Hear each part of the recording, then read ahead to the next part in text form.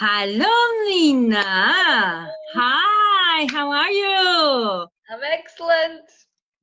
I'm so happy, so excited to have you here at Stories by Luci.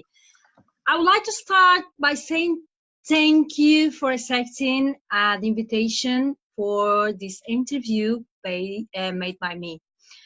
And I'm also very, very, very happy, especially because you, Mina, you are the first Portuguese illustrator and on these Stories by Luci. Thank you so much. Olá, Very Portugal. happy. Olá, Portugal. And by the way, I would like to say to everyone that is watching us at the moment that we are going to do another version in Portuguese just for you, okay? Stay tuned. Portuguese version is in another video, all right? So as you told me before, Mina, you work mainly as an illustrator, and you have helped the writer from the book that we are going to read today, Ivanka Zergilova. To be honest, I love the illustrations. They are brilliant. They are amazing. And look at that. We have one version in Portuguese and another one in English. Yes, we have the two versions. We also have Bulgarian version because I was born in Bulgaria. Wow, so cool. This book is called The Fairy and the Butterfly. Yes. And I have a surprise for you, followers. So this time it's not going to be me who is going to do the reading in English. It's going to be Mina. Okay. Right. It's time for our bedtime story. I hope you are sitting comfortable. The Fairy and the Book. Enjoy. Once upon a time there lived a fairy. She was not like other fairies because she had no wings and no talent for magic. All other fairies felt sorry for her, and she felt sorry for herself too.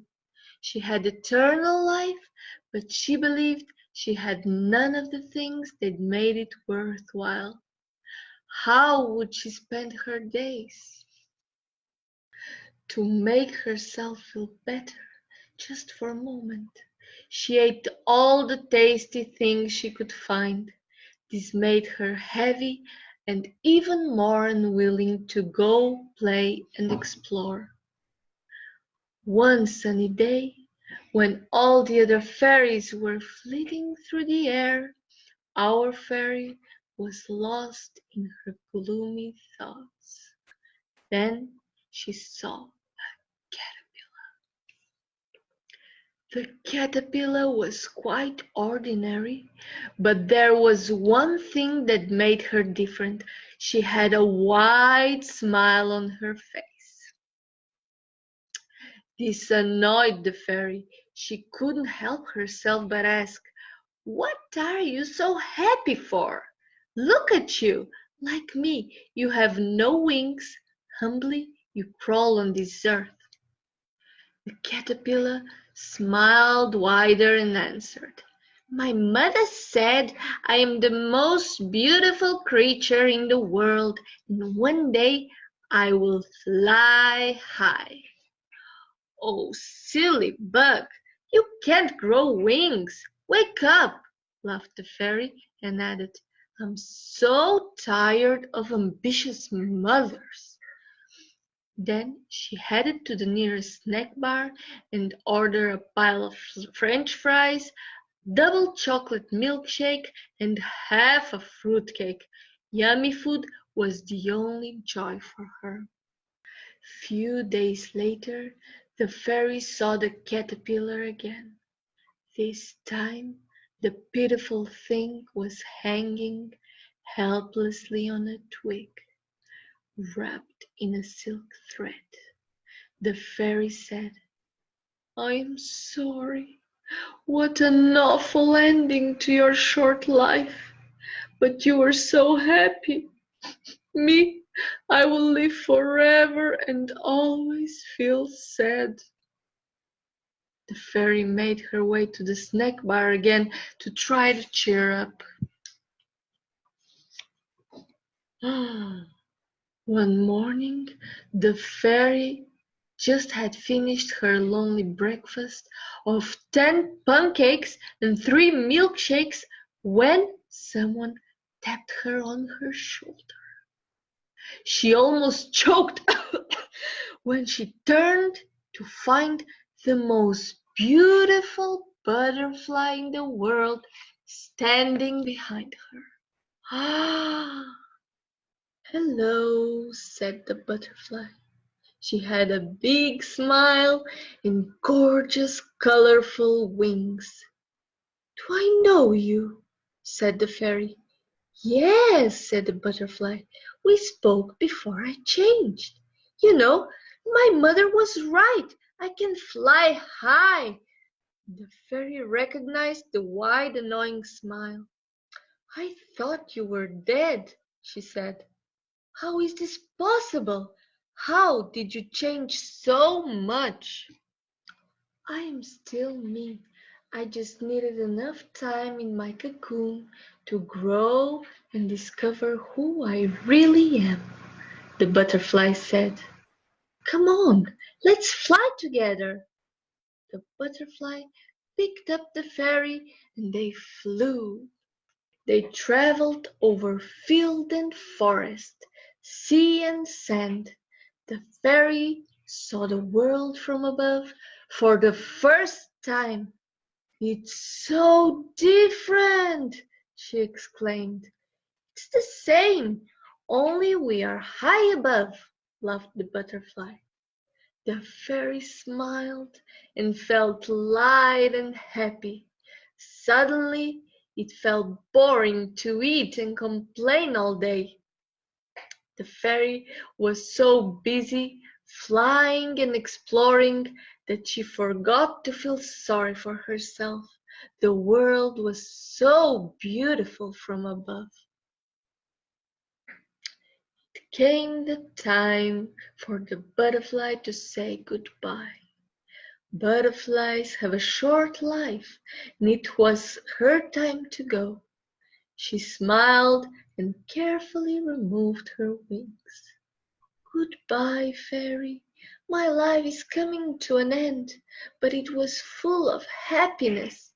It was great to fly beside you. Now I want you to have my wings and be the real you for eternity. The fairy embraced the butterfly one last time. She would never forget her amazing friend and all she had taught her. The fairy became joyful and thankful and had the most beautiful wings in the whole world. She still had no talent with magic, but once in a while another little fairy with no wings and no magic is born. That's a fairy who needs a friend, and our fairy is always ready to show them the world from above.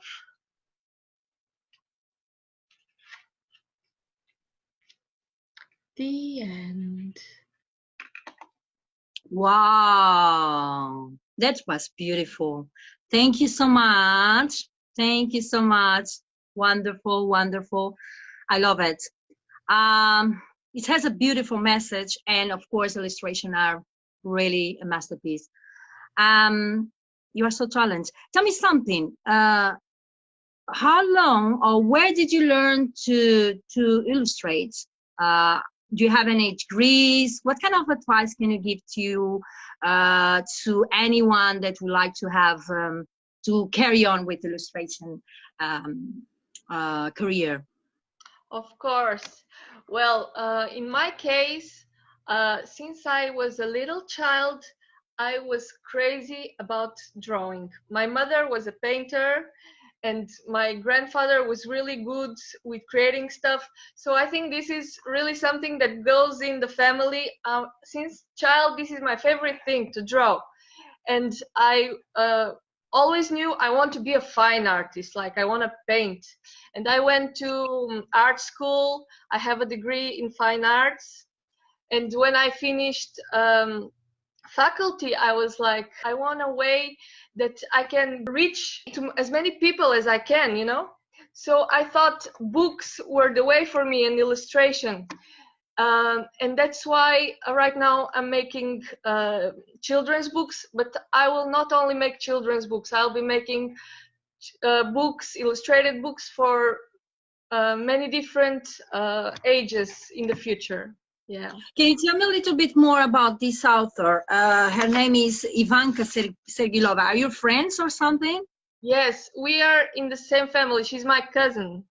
Oh, all right. Oh, Yes. okay, that's good. She's really talented. Like I was saying, like in my family, there's a lot of artists. Some are more in the writing field, others more in visual arts. And I love her work. And yeah, I picked her story to be the story of the first book that I published, because I created my brand, which is called Ribi Ribi, and I will be publishing my books through that brand. All right. So you are planning to write your own books in the future, or are you starting already? Yeah, the next book I will be writing them, because I have so many ideas. Right now, I'm like, I have finished writing my next book, which will be about plastics, a journey of a hero in the dealing with the problems, environmental problems that we are living nowadays. And the other books, I won't reveal so much about them, but I have 2 more books that are in writing process. Yeah. Oh, that's amazing. I love the idea of writing a book about plastic, actually, because we are living at the moment with this big, huge problem. So yes, it's good to have someone that yeah, I am vegan, by the way, and yeah, I really am interested in getting to know people that are into this subject. So if you're into this, contact me. I would love to hear about other projects related to this subject. that's really nice. I'm also aware that you are illustrating, right? You are illustrator. You are a writer, and you are a mom. Yeah. And you have so many things I see, and he's an artist as well. And you have so many things to do. How can you handle it? I'm sorry. Do you have any? It's fine. Show you a little picture of my son. It's beautiful, beautiful. So tell me something. Do you have any advice for all the moms in the world that have also dreams just like you and me? Yeah, this is a big challenge when you're ambitious and have big big plans for your career and big ideas, and still you want to build a family and be a mom. It's really hard to manage everything. I would say like the first 3 years are really tough. You gotta handle it, and after like the child is a little bit older and more independent, you'll see like you'll find time again to write and create, and it's totally manageable. So don't be afraid, just follow your dreams. All right, thank you. Last question. Do you have any author or any book that you would like to be read at Stories by Luci? Okay, I really love an author that I discovered on the Facebook groups. She's like one of my favorites right now. Can I show a book by her, just the cover, so I let you know? Of course, yes. We would love to see it. Yeah, she's called Jessica Laurel Kane, and Oh, this is the Book of Hearts by her. I have reviewed and have read on my YouTube channel many of her stories. I think she's just fantastic. Like, she's really talented. She writes, she illustrates, and definitely a huge talent. And everybody should be like watching out for her. so if I want to follow you on the YouTube, which one? How should I search for you? Yeah, if you write Hibi Studio on YouTube, you will find me. I make videos every Tuesday. I interview authors and do reviews of books, even tutorials on publishing. So you can check me out there. Very good. Thank you so much. I will leave the link for the YouTube then on the comments as well. So, all right. Thank you so much for the reading. It was a pleasure. And I'm very happy, especially because you are Portuguese, and I'm very proud Portuguese as well. So, hola, hola a todos. So, it's time for you to dream with butterflies, dear fellow followers, and to go to bed. Sleep tight. I love you all. Mwah! Bye. Bye.